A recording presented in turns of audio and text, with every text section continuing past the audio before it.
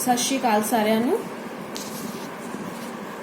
ਅੱਜ मैं ਤੁਹਾਡੇ सामने जमात 7ਵੀਂ ਦੇ व्याकरण हिस्से ਦਾ पाठ पहला बोली लैके हाज़र हुई हाँ। बोली की है, इसनूं असीं किस तरह परिभाषित कर सकते हाँ, इस बारे असीं चर्चा करांगे। सब तो पहला बोली की है, जिन्हां शब्दां राहीं ਅਸੀਂ ਆਪਣੇ ਮਨ ਦੇ ਭਾਵਾਂ ਨੂੰ ਵਿਚਾਰਾਂ ਨੂੰ ਇੱਕ ਦੂਜੇ ਨਾਲ ਸਾਂਝੇ ਕਰ ਸਕਦੇ ਹਾਂ, ਯਾਨੀ ਕਿ ਹੋਰਾਂ ਦੇ ਵਿਚਾਰ ਸਮਝ ਸਕਦੇ ਹਾਂ, ਆਪਣੇ ਵਿਚਾਰ ਸਮਝਾ ਸਕਦੇ ਹਾਂ। ਉਸ ਉਹਨਾਂ ਬੋਲਾਂ ਦੇ ਸੰਗ੍ਰਹਿ ਨੂੰ ਬੋਲੀ ਕਿਹਾ ਜਾਂਦਾ ਹੈ। ਸੰਗ੍ਰਹਿ ਯਾਨੀ ਕਿ ਇਕੱਠ, ਯਾਨੀ ਕਿ ਜਿਨ੍ਹਾਂ ਸ਼ਬਦਾਂ ਰਾਹੀਂ ਅਸੀਂ ਆਪਣੇ ਮਨ ਦੇ ਭਾਵ ਅਸੀਂ ਆਮ ਬੋਲਚਾਲ ਦੇ ਵਿੱਚ ਜੋ ਵਰਤਦੇ ਹਾਂ ਉਹ ਹੈ ਬੋਲੀ। ਮਨ ਦੇ ਭਾਵਾਂ ਨੂੰ ਦੂਜਿਆਂ ਦੇ ਸਾਹਮਣੇ ਪ੍ਰਗਟ ਕਰਨਾ ਤੇ ਦੂਜਿਆਂ ਦੇ ਵਿਚਾਰਾਂ ਨੂੰ ਸਮਝਣਾ ਉਹ ਹੈ ਬੋਲੀ। ਤੇ ਉਹ ਜੋ ਬੋਲ ਨੇ ਉਸ ਸੰਗ੍ਰਹਿ ਨੂੰ ਕਿਹਾ ਜਾਂਦਾ ਹੈ ਬੋਲੀ। ਬੋਲੀ ਨੂੰ ਲਿਖ ਕੇ ਬੋਲ ਕੇ ਪ੍ਰਗਟ ਕੀਤਾ ਜਾ ਸਕਦਾ ਹੈ। ਹੁਣ ਬੋਲੀ ਨੂੰ ਲਿਖਣ ਦੇ ਲਈ ਕਿਹੜੇ-ਕਿਹੜੇ ਤੱਤ ਹਨ, ਸਾਰਿਆਂ ਨਾਲੋਂ ਪਹਿਲਾਂ ਅਸੀਂ ਪਹੁੰਚਦੇ ਹਾਂ ਅੱਖਰ ਤੇ।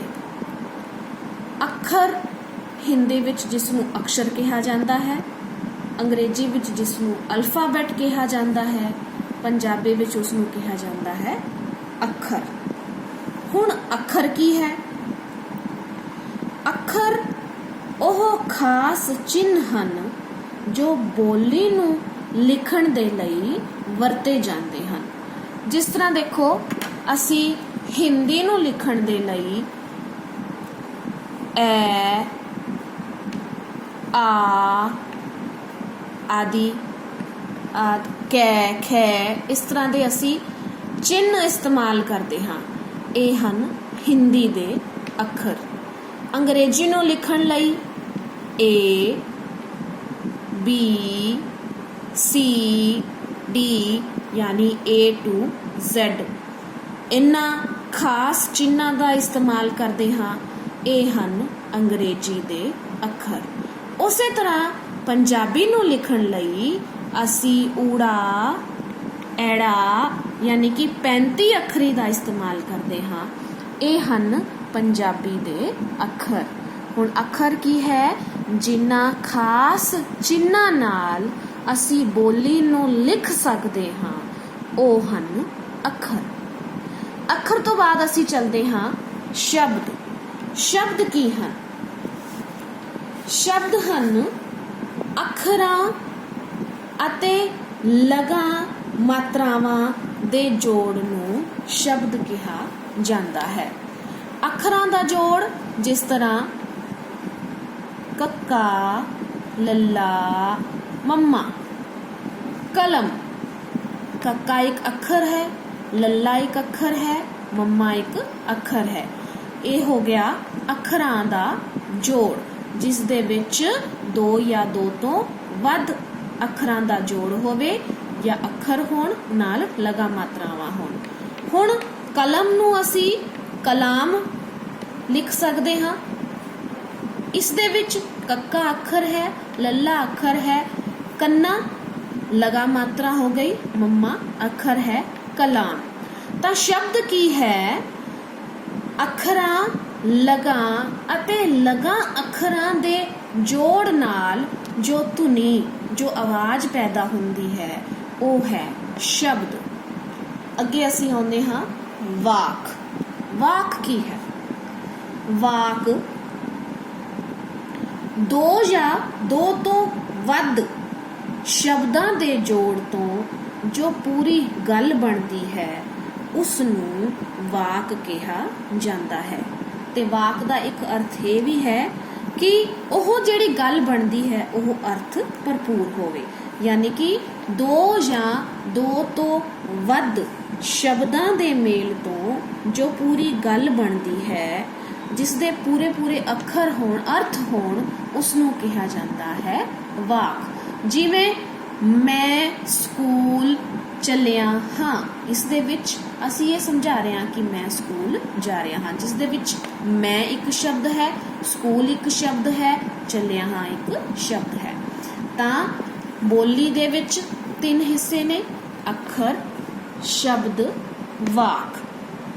ਅੱਖਰ ਛੋਟੇ ਤੋਂ ਛੋਟਾ ਚਿੰਨ੍ਹ ਜਿਸ ਦੀ ਸਹਾਇਤਾ ਨਾਲ ਅਸੀਂ ਸ਼ਬਦ ਬਣਾ ਸਕਦੇ ਹਾਂ ਤੇ ਸ਼ਬਦਾਂ ਦੀ ਸਹਾਇਤਾ ਨਾਲ ਅਸੀਂ ਵਾਕ ਬਣਾ ਸਕਦੇ ਹਾਂ। ਇਹ ਹੈ ਬੋਲੀ। ਹੁਣ ਬੋਲੀ ਦੀ ਸ਼ੁੱਧਤਾ ਨੂੰ ਅਸੀਂ ਕਿਸ ਤਰ੍ਹਾਂ ਪ੍ਰਗਟ ਕਰ ਸਕਦੇ ਹਾਂ ਤੇ ਇਸ ਦੀ ਸ਼ੁੱਧਤਾ ਨੂੰ, ਇਸ ਨੂੰ ਸਹੀ ਲਿਖਣ ਦੇ ਲਈ ਸਾਨੂੰ ਵਿਆਕਰਣ ਦੀ ਜ਼ਰੂਰਤ ਪੈਂਦੀ ਹੈ। ਹੁਣ ਵਿਆਕਰਣ ਕੀ ਹੈ? ਇਸ ਦੀ ਕੀ ਪਰਿਭਾਸ਼ਾ ਹੈ ਕਿ ਬੋਲੀ ਨੂੰ ਠੀਕ ਢੰਗ ਨਾਲ ਲਿਖਣ ਲਈ ਵਿਦਵਾਨਾਂ ਦੁਆਰਾ ਕੁਝ ਖਾਸ ਨਿਯਮ ਬਣਾਏ ਗਏ ਹਨ, ਜਿਸ ਨੂੰ ਵਿਆਕਰਣ ਆਖਦੇ ਹਨ। ਵਾਕ ਤਾਂ ਹੁਣ ਇਹ ਵੀ ਹੋ ਸਕਦਾ ਹੈ ਕਿ ਮੈਂ ਖਾਂਦਾ ਹਾਂ ਫਲ, ਪਰ ਇਹ ਕਿਉਂਕਿ ਸ਼ੁੱਧ ਨਹੀਂ ਹੈ ਤਾਂ ਵਿਆਕਰਣ ਦੀ ਸਹਾਇਤਾ ਨਾਲ ਅਸੀਂ ਇਸ ਨੂੰ ਸ਼ੁੱਧ ਕਰਦੇ ਹਾਂ ਕਿ ਮੈਂ ਫਲ ਖਾ ਰਿਹਾ ਹਾਂ। ਕਿ ਇਸ ਦੇ ਵਿੱਚ ਕਰਤਾ ਕੌਣ ਹੈ, ਕਰਮ ਕੌਣ ਹੈ, ਕਰਤਾ ਨੂੰ ਕਿੱਥੇ ਲਿਖਣਾ ਹੈ, ਕਰਮ ਨੂੰ ਕਿੱਥੇ ਲਿਖਣਾ ਹੈ, ਕਿਰਿਆ ਨੂੰ ਕਿੱਥੇ ਲਿਖਣਾ ਹੈ। ਇਹਨਾਂ ਚੀਜ਼ਾਂ ਨੂੰ ਸ਼ੁੱਧਤਾ ਨਾਲ ਲਿਖਣ ਦੇ ਲਈ ਜੋ ਖਾਸ ਨਿਯਮ ਹਨ, ਜੋ ਕਿ ਵਿਦਵਾਨਾਂ ਨੇ ਬਣਾਏ ਹਨ, ਉਹ ਆਉਂਦੇ ਨੇ ਵਿਆਕਰਣ ਦੇ ਅੰਦਰ। ਤਾਂ ਵਿਆਕਰਣ ਕੀ ਹੈ? ਬੋਲੀ ਨੂੰ ਸ਼ੁੱਧ ਰੂਪ ਵਿੱਚ ਲਿਖਣ ਦੇ ਲਈ ਅਤੇ ਬੋਲਣ ਦੇ ਲਈ ਜੋ ਖਾਸ ਨਿਯਮ ਬਣਾਏ ਗਏ ਹਨ, ਉਹ ਹੈ ਵਿਆਕਰਣ। ਵਿਆਕਰਣ ਦੇ 3 ਹਿੱਸੇ ਹਨ।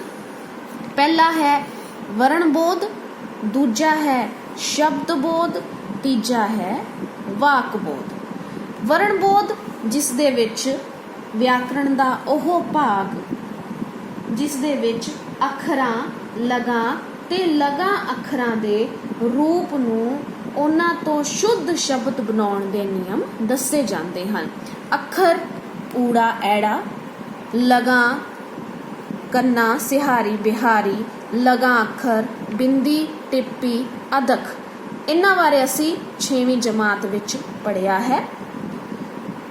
ਇਹ ਹੈ ਵਰਣਬੋਧ। 7ਵੀਂ ਜਮਾਤ ਦੇ ਵਿੱਚ ਅਸੀਂ ਪੜਾਂਗੇ ਸ਼ਬਦਬੋਧ, ਸ਼ਬਦ ਬਾਰੇ ਜਾਣਕਾਰੀ। ਸ਼ਬਦਬੋਧ ਕੀ ਹੈ? ਵਿਆਕਰਣ ਦਾ ਉਹ ਭਾਗ ਜਿਸ ਵਿੱਚ ਸ਼ਬਦਾਂ ਦੀ ਵੰਡ, ਰਚਨਾ ਅਤੇ ਬਣਤਰ ਦੇ ਨਿਯਮ ਦੱਸੇ ਜਾਂਦੇ ਹਨ, ਉਸ ਨੂੰ ਕਿਹਾ ਜਾਂਦਾ ਹੈ ਸ਼ਬਦਬੋਧ। ਸ਼ਬਦਬੋਧ ਕੀ ਹੈ? ਵਿਆਕਰਣ ਦਾ ਉਹ ਭਾਗ ਜਿਸ ਵਿੱਚ ਸ਼ਬਦਾਂ ਦੀ ਵੰਡ, ਰਚਨਾ ਅਤੇ ਬਣਤਰ ਦੇ ਨਿਯਮ ਦੱਸੇ ਹੋਣ, ਉਹ ਹੈ ਸ਼ਬਦਬੋਧ। ਇਸ ਦਾ ਵਿਸਥਾਰ ਅਸੀਂ ਪੜਾਂਗੇ। ਅਗਲਾ ਹੈ ਵਾਕਬੋਧ। ਵਾਕਬੋਧ ਕੀ ਹੈ? ਵਿਆਕਰਣ ਦਾ ਉਹ ਭਾਗ ਜਿਸ ਵਿੱਚ ਸ਼ਬਦਾਂ ਤੋਂ ਵਾਕ ਬਣਾਉਣ ਦੇ ਨਿਯਮ ਦੱਸੇ ਜਾਂਦੇ ਹਨ ਕਿ ਕਿਹੜੇ ਸ਼ਬਦ ਨੂੰ ਕਿੱਥੇ ਲਿਖਣਾ ਹੈ। ਇਸ ਦੇ ਵੀ ਕੁਝ ਨਿਯਮ ਹਨ ਜੋ ਕਿ ਵਾਕਬੋਧ ਦੇ ਵਿੱਚ ਆਉਂਦੇ ਹਨ। ਅੱਜ ਅਸੀਂ ਇਸ 7ਵੀਂ ਜਮਾਤ ਦੇ ਵਿੱਚ ਪੜਾਂਗੇ ਸ਼ਬਦਬੋਧ ਬਾਰੇ। ਸ਼ਬਦਬੋਧ ਦੇ ਵਿੱਚ ਅਸੀਂ ਪੜਾਂਗੇ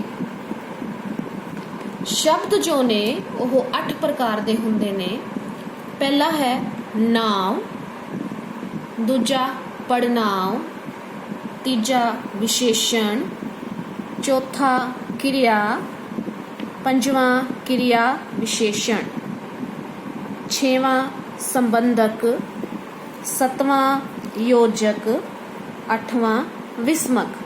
ਤੇ ਸ਼ਬਦ ਜੋ ਨੇ, ਪ੍ਰਸ਼ਨ ਆ ਸਕਦਾ ਹੈ ਕਿ ਵਿਆਕਰਣ ਅਨੁਸਾਰ ਸ਼ਬਦ ਕਿੰਨੇ ਤਰ੍ਹਾਂ ਦੇ ਨੇ? ਤਾਂ ਵਿਆਕਰਣ ਅਨੁਸਾਰ ਸ਼ਬਦ 8 ਤਰ੍ਹਾਂ ਦੇ ਨੇ।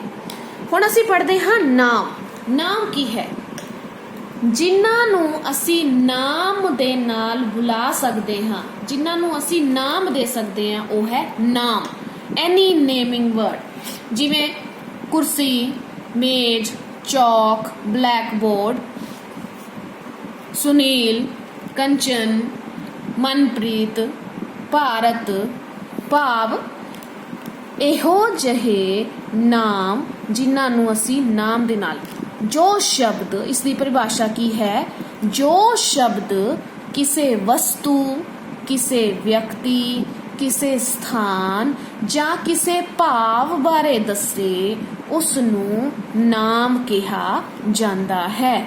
ਜਿਵੇਂ ਮਨਪ੍ਰੀਤ, ਹਰਪ੍ਰੀਤ, ਭਾਰਤ, ਕੁਰਸੀ, ਸਰਦੀ, ਗਰਮੀ ਆਦਿ।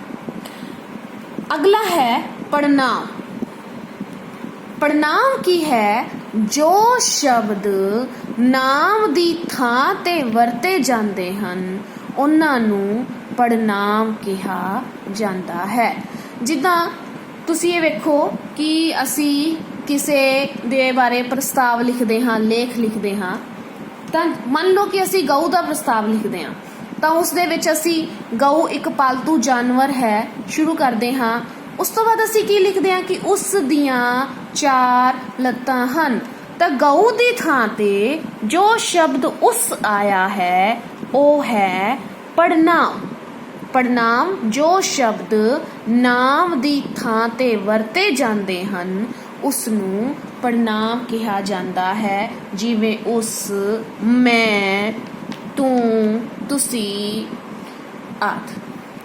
ਅਗਲਾ ਹੈ ਵਿਸ਼ੇਸ਼ਣ।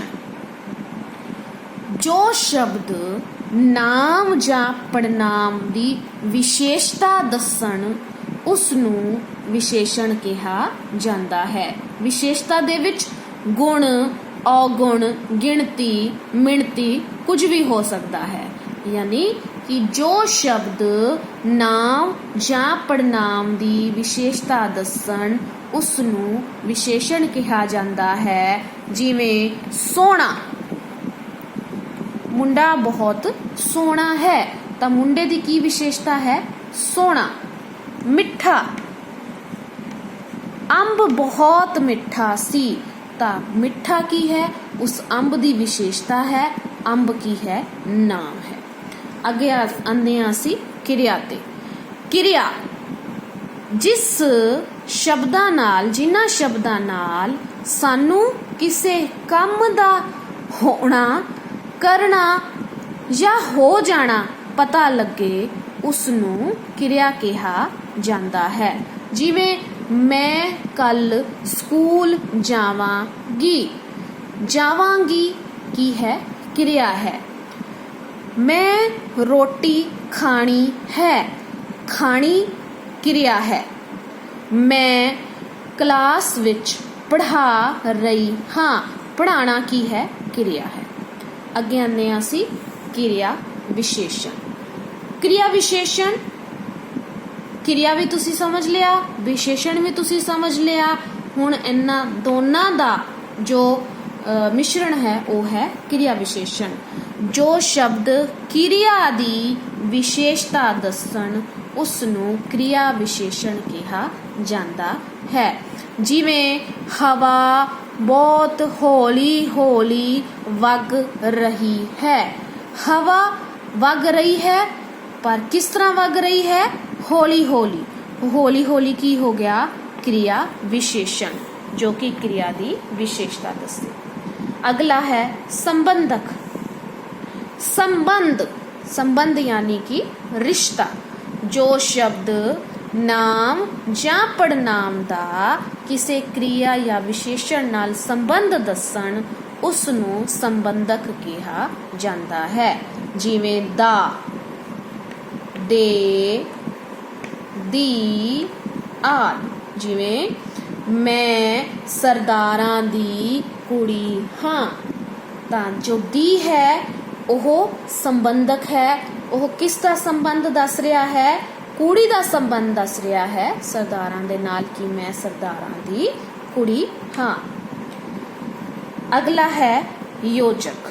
ਯੋਜਕ ਪੁੱਲ ਬਣਾਉਣ ਦਾ ਕੰਮ, ਜੋੜਨ ਦਾ ਕੰਮ। ਜੋ ਸ਼ਬਦ ਦੋ ਸ਼ਬਦਾਂ ਨੂੰ ਜਾਂ ਵਾਕਾਂ ਨੂੰ ਆਪਸ ਵਿੱਚ ਜੋੜਦਾ ਹੈ ਉਸ ਨੂੰ ਕਿਹਾ ਜਾਂਦਾ ਹੈ ਯੋਜਕ। ਜਿਵੇਂ ਤੇ, ਅਤੇ, ਪਰ ਆਦਿ। ਜਿਵੇਂ ਮੈਂ ਤੇ ਸੁਨੀਤਾ ਕੱਲ ਸਕੂਲ ਜਾਵਾਂਗੀ। ਦੋ ਰਿਸ਼ਤੇ ਦੱਸ ਰਿਹਾ ਹੈ, ਇੱਕ ਮੈਂ ਤੇ ਇੱਕ ਸੁਨੀਤਾ। ਅਸੀਂ ਦੋਵੇਂ ਕੱਲ ਸਕੂਲ ਜਾਵਾਂਗੇ। खेलो पर पढ़ाई भी करो।